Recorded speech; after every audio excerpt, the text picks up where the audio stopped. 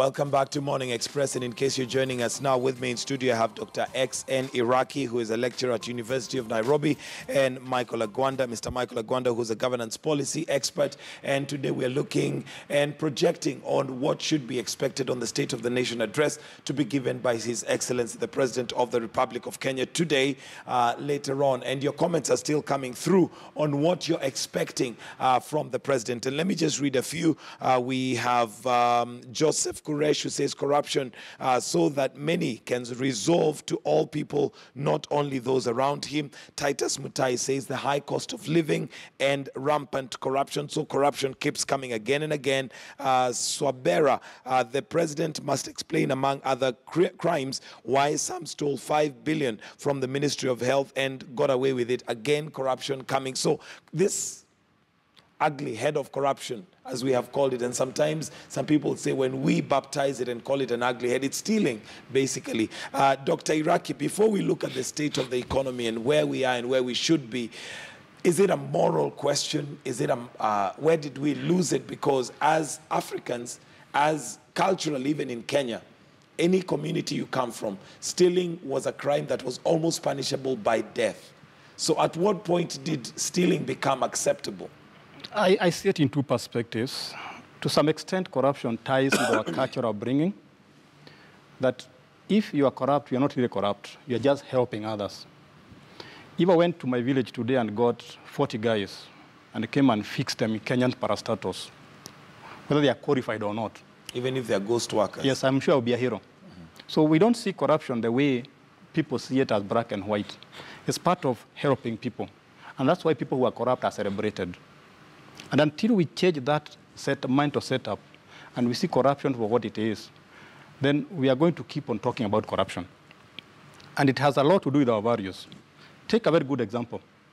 If you look at our Constitution, it is very American. The governors, the senators, and all those other positions. But did we import the American values? Because everybody in America talks about Protestant work ethics, which I was surprised is not even in our CRE syllabus in high school. That work is honorable. Work is to be celebrated. So we are not going to kick corruption in this country until we start seeing work as godly, as honorable, as something to be proud of. That apart, I think one of the best ways to deal with corruption in this country is to use ICT, so that we know exactly what people are doing. So if I bought a pen for a school, it should be available somewhere. Anybody, any member of public want to see it, should be able to see it. And that's why people are resisting ICT, because corruption derives when people don't have information. That's why you found some people fighting IFMIS. That's why people are going to start fighting something like blockchains, because people don't want information. But one way to deal with corruption is to make sure that information is available. Okay. Yeah, carry on. And the moment we accept that if I want to go to a pub parastato and say, can I find out the number of cups that have been bought here? If I want to a certain organization and say, I want to find out how much money was used to buy toilet paper, and it should be available, then there's no reason why people are going to be corrupt. But as long as we do things in a very opaque way, people are going to thrive in corruption. That continues. I want us to look at the state of the economy. Mr. Agwanda, on where we are today as a country, one of the things that many, I'm sure, would be happy to hear from the president is a plan, a clear plan on how we can improve our economy. We do know that there is the four-pillar agenda for Jubilee in their manifesto for this term that they have. But are we clear on how that is going to affect us and improve our lives, basically? Michael, if you ask me today, I may be able to afford a house. I may be able to afford to drive. I may be able to afford to drive. But the majority of Kenyans are not able to afford those basic commodities. Yesterday, I think there was a clip on TV where a coffin maker was saying that he has raised his cost because the timber has become expensive. That is production of end products that is sold to the poor person out there that needs a coffin every single day. When you look at issues that have been bedeviling Kenya power recently, with inflated cost of bill, that cost of bill of electricity is felt to the last person. the person manufacturing the goods, manufacturing, for example, making bread, is going to pass that cost to the person in the village that do not earn a salary to buy that bread at an exorbitant price. Why? Because Kenya Power is charging people what they are not supposed to charge them, and they cannot defend it either. And they cannot even say, we are ready to return the money that perhaps have been charged to consumers erroneously. And when you see this kind of things happening, and the government has not spoken about it very strongly, other than the fact that the Kenya Power CEO was invited to meet a committee in Parliament, which he said, no, you know, I'm still doing my other things. I will come and meet you at a later date. While Kenyans are suffering. When you want to increase among the big four that the president is talking about, and one is manufacturing. When you want to increase manufacturing and attract investors in your country, the cost of production must be low. But as long as the cost of production, that is power, generating power in this country and using power becoming so expensive to a common person, how is it going to be possible to somebody who wants to invest billions? That's why we are having people going to the neighboring countries to set up factories and industries there. And you know, when we talk about manufacturing as well, we are also talking about indirectly creating jobs for people in this country. You can't create more opportunities for jobs if you don't have money to pay them, because you have to pay Kenya Power. I believe that the monopoly that perhaps Kenya Power has enjoyed over the years must be broken down today, so that the competition is brought down into telecommunication, like what we've seen in telecommunication, where basically everybody now still have the mobile phones they can call. They don't have to depend on postal and corporation as it used to be.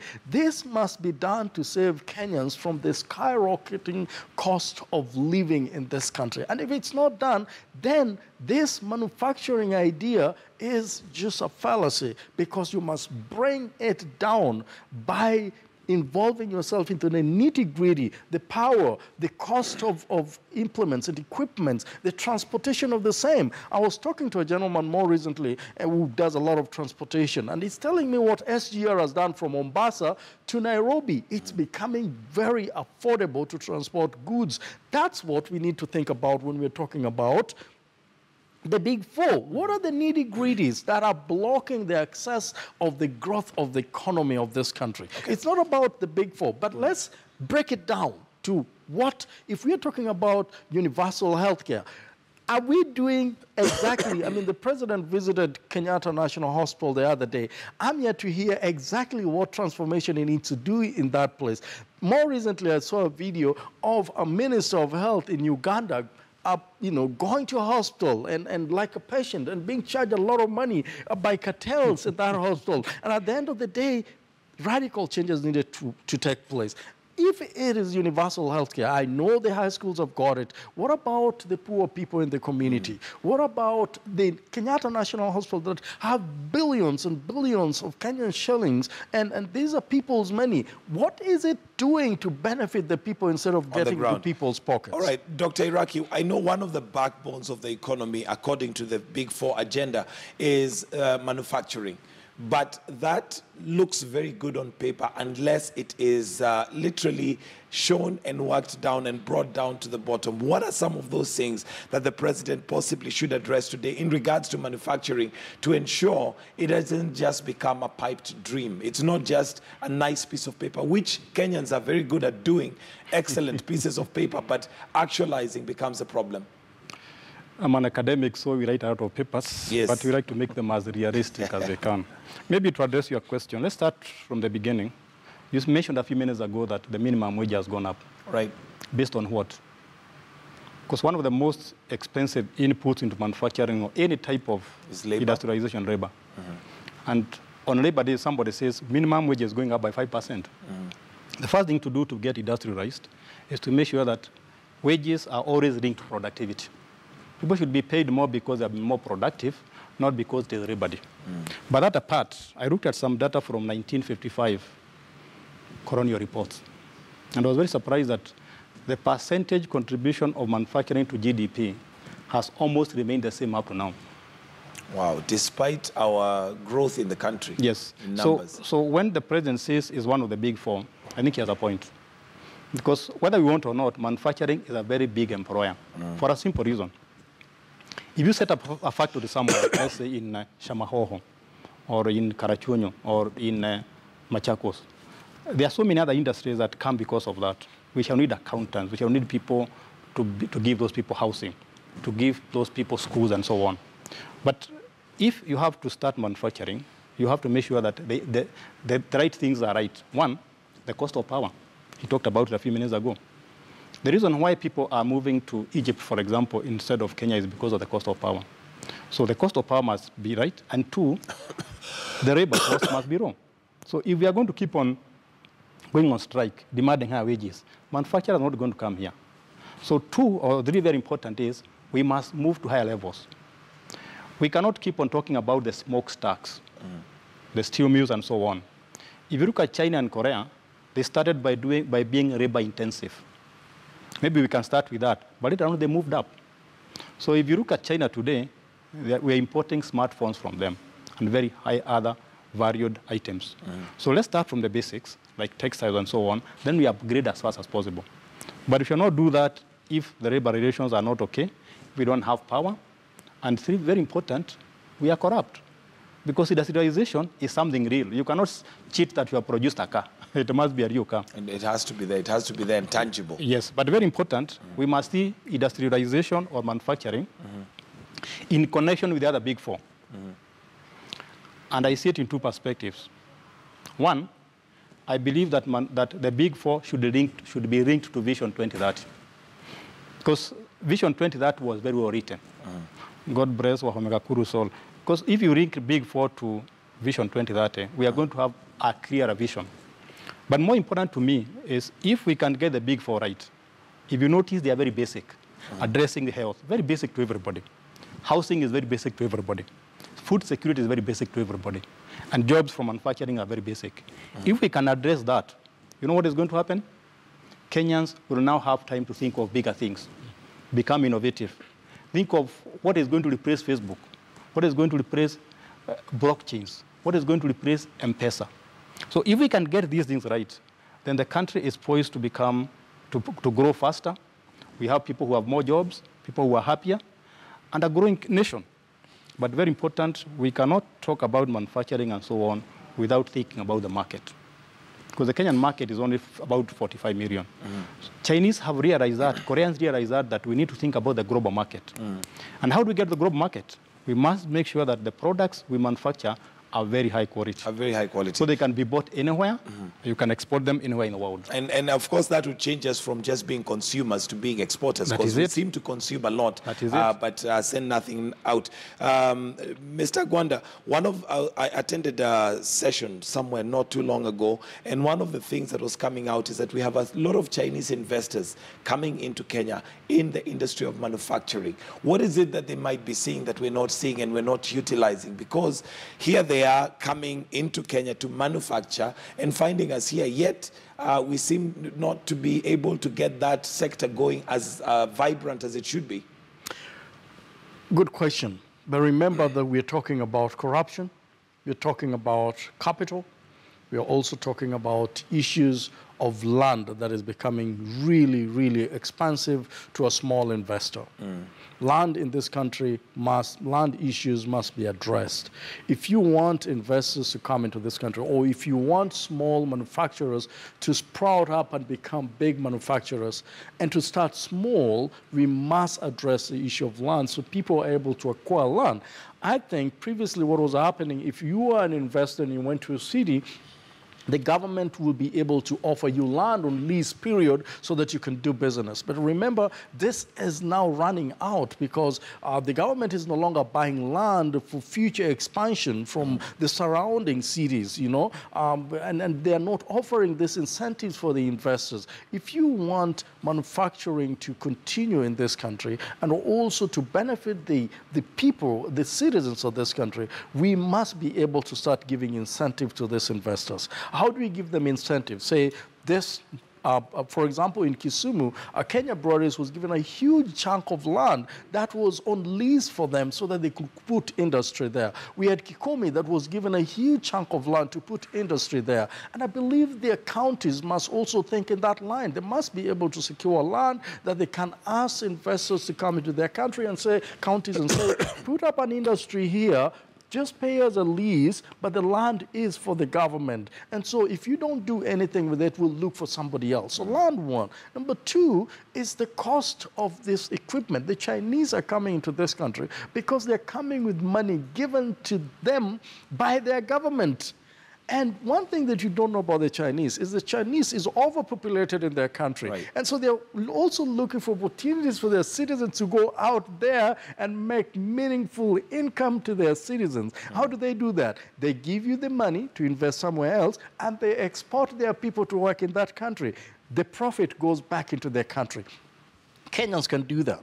But you've realized that actually in Kenya, today for you to get a loan is not an easy thing if you're just a small person. And that limits you from buying equipment, from buying machineries to get into investment. We have well-trained people in this country that can operate big industries and manufacturing companies, but they wouldn't do that because first, they can't get the money. Secondly, the bureaucracy in registration in some of these countries, in our country. And thirdly, is the cost of wage that has been talked about here. When you're thinking of employing people and you can't give them money because, enough money because the government stipulates that the minimum wage balance must be this, and you've not even started making money in this business, you're wondering, and before long, now the government is saying, oh, we are even going to increase the number of labor officers so that they can check on everybody. You're creating conflict between employers and the government. Right. The employers, the biggest employer in this country are private employers, the businessmen, the biggest employer. All right, we'll need to wind up now because of time. So, Dr. Iraki, in a nutshell, very briefly, what is it that would be music to your ears in regards to the State of the Nation address, if something that would be refreshing for you and you'd say this at least is a step in the right direction? Very simple. Focus on the basics. I think the business? Yeah, on the basics. On the basics. Because in this country, we tend to think at very high level. Right. But the person on the streets, the farmer, the cobbler, the shoe shiner, doesn't understand those big things we talk about. They want something that is very tangible. Shall I have my health okay if I go to the hospital? Shall my kids go to school? Can I eat? Shall I eat? Shall I have a housing over my roof?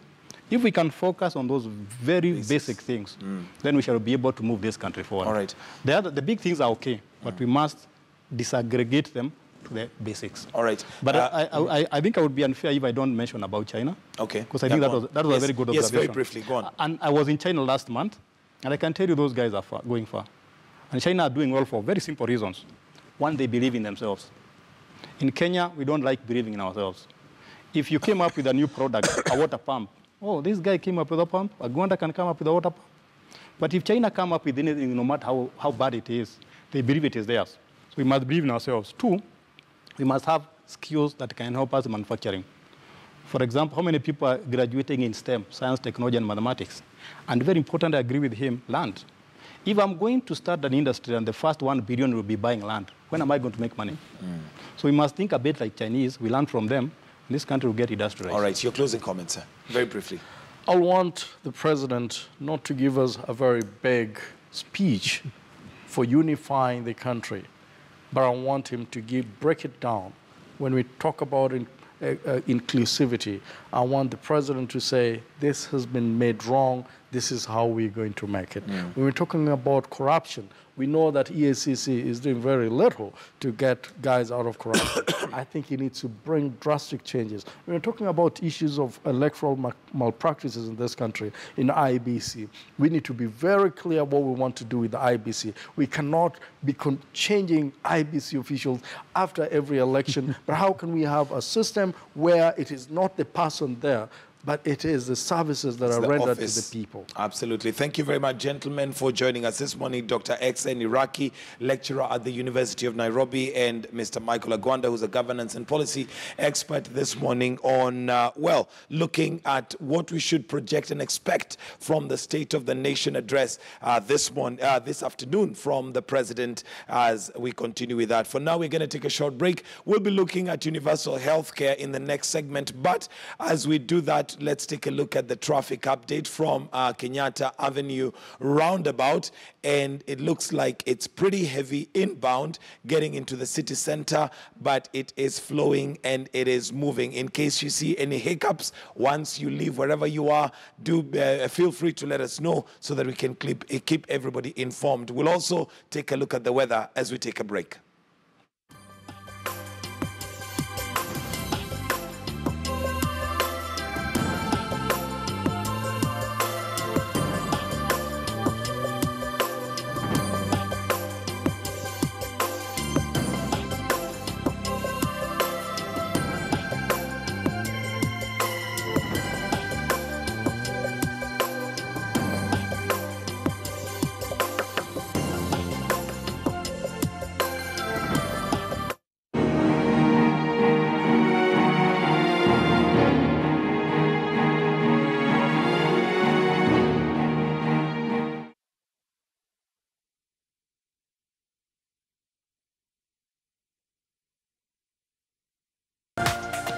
This is KTN News.